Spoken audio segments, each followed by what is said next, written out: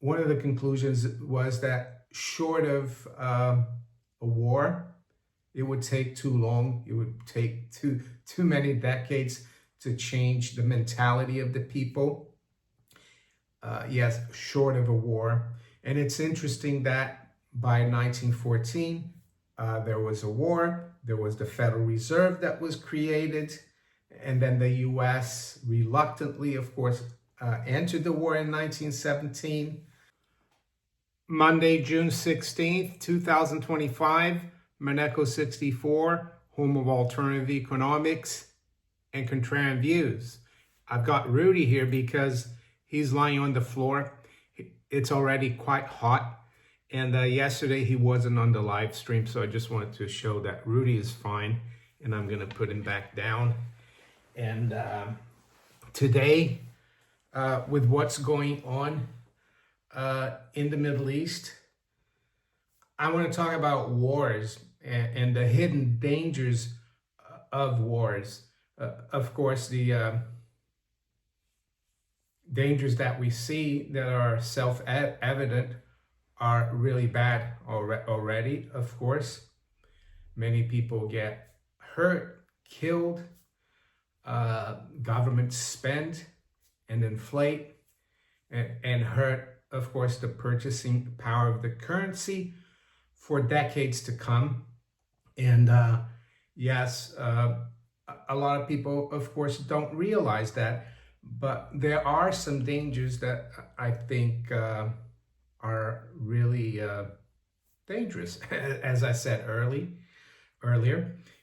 And I think the powers that be, they use these wars not just for one objective.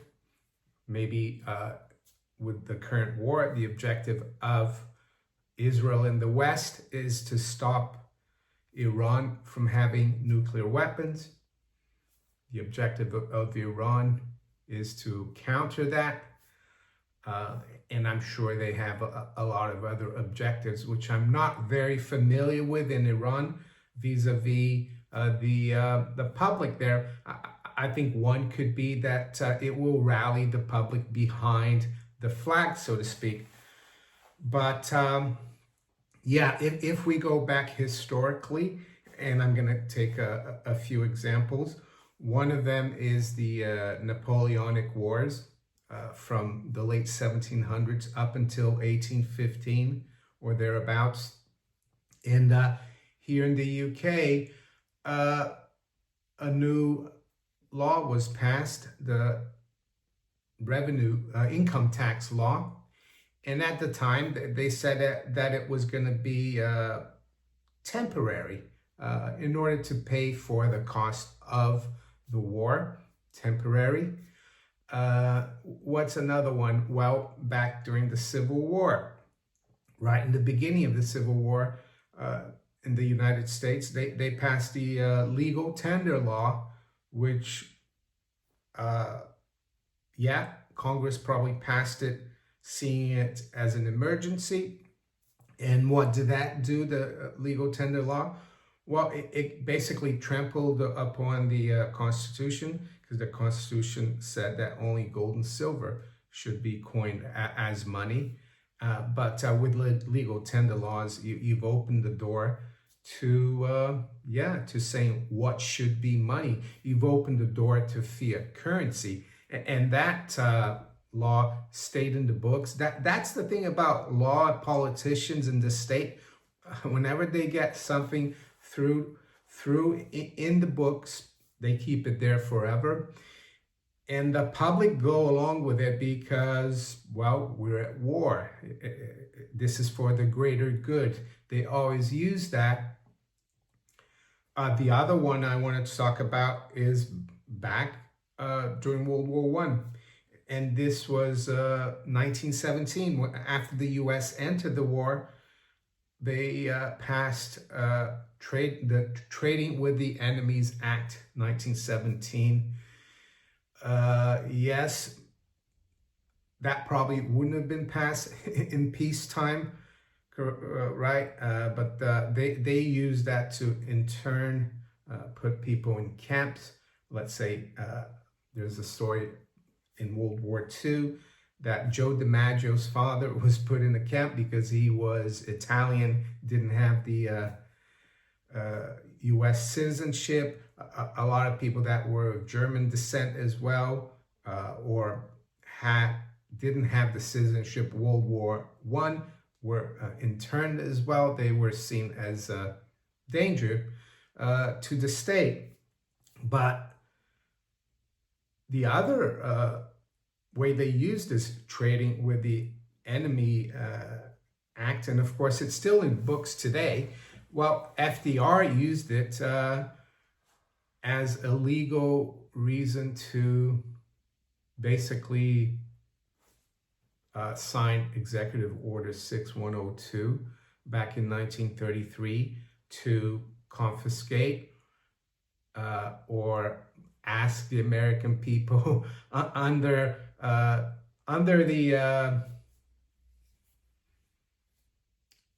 the pressure of having to pay a $10,000 fine or going to prison to hand in their gold for Federal Reserve notes that were basically just a promise.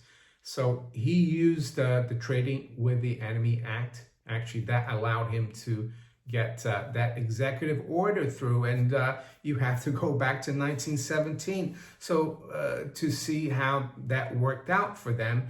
And they always want more and more control of the general public. This illusion of democracy and freedom, that's all it is.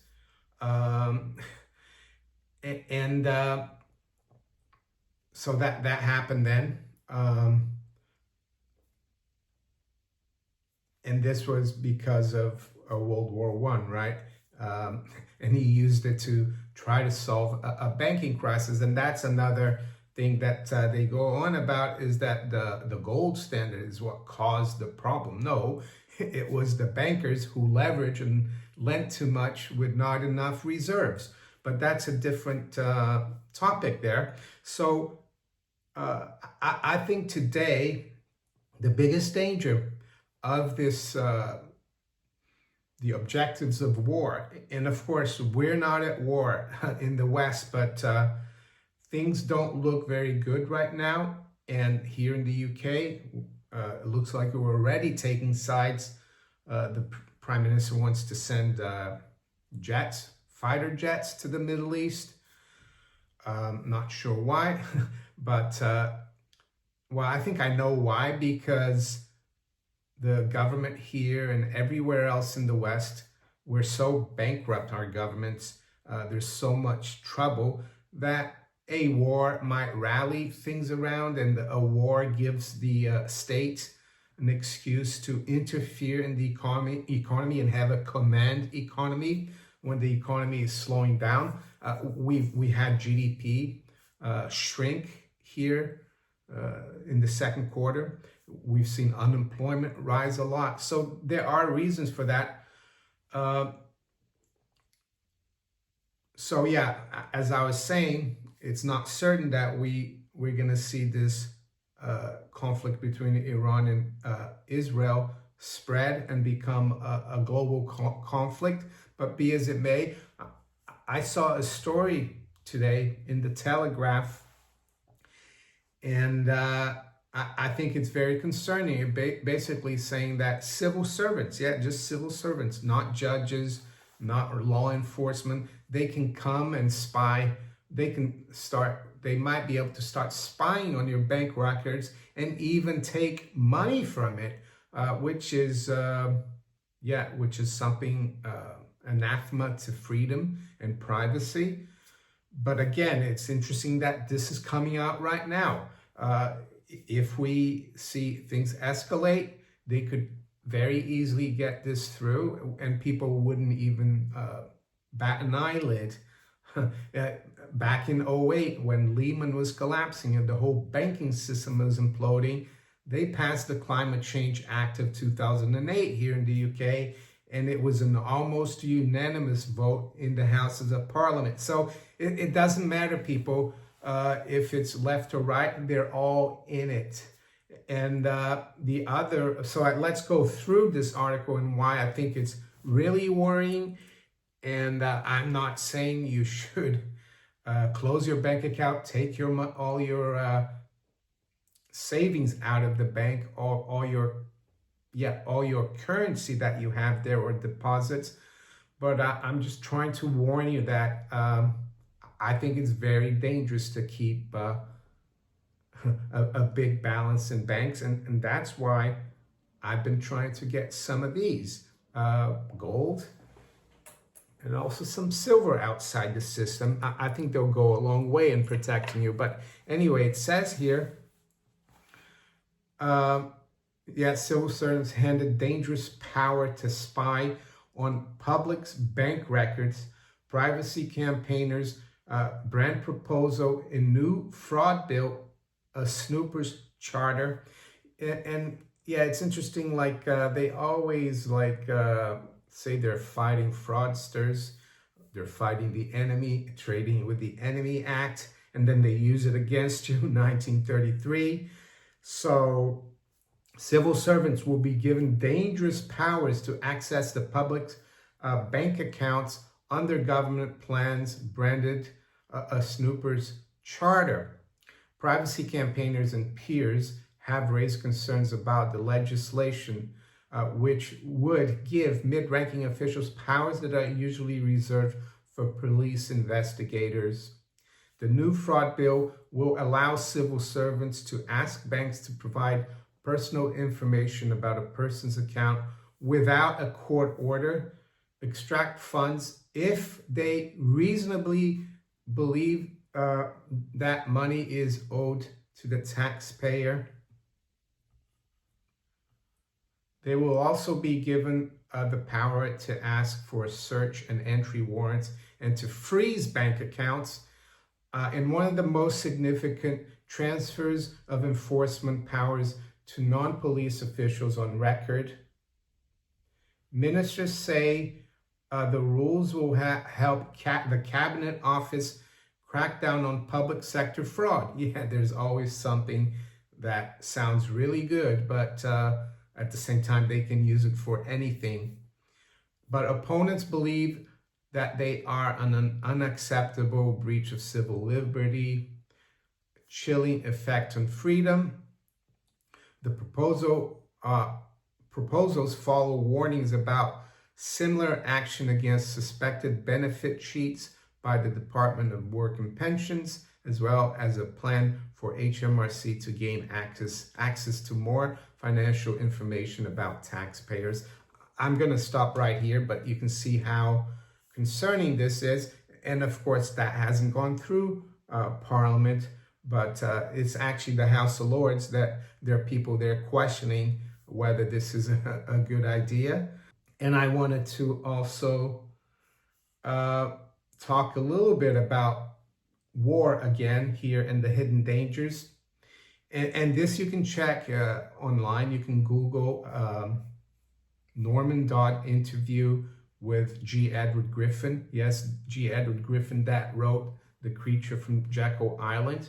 He interviewed Norman Dodd, and he was the researcher for the Reese Committee in the early 1950s. They were investigating tax-free foundations like the Rockefeller Foundation, the Carnegie Endowment for International Peace.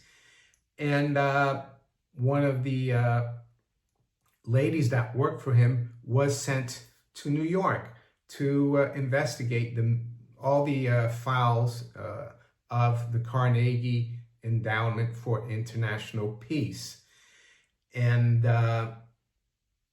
she found something shocking from 1909, from the minutes of one of their first meetings of this foundation.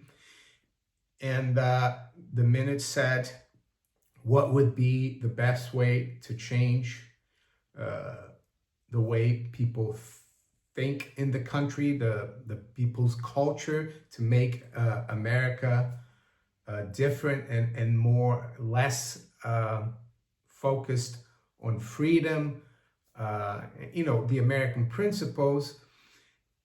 And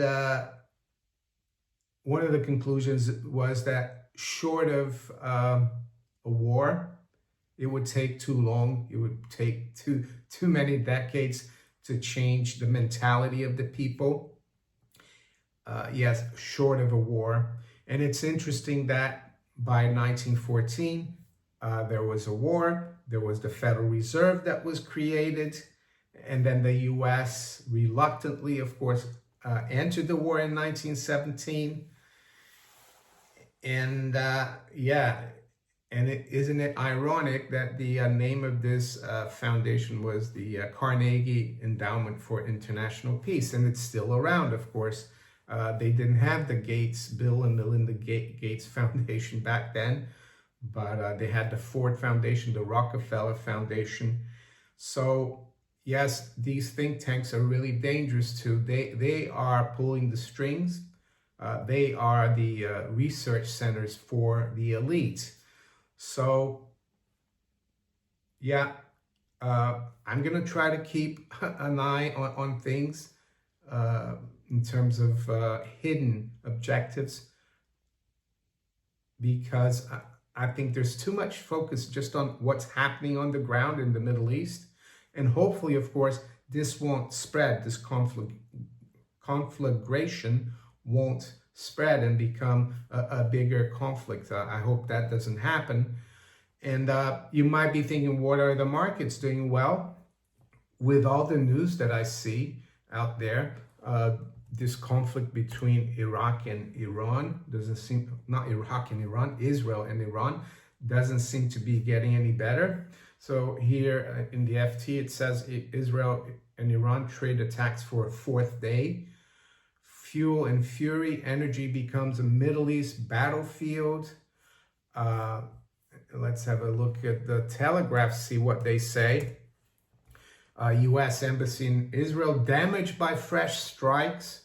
So it's really heating up. And you'd think, well, crude oil should be at 80.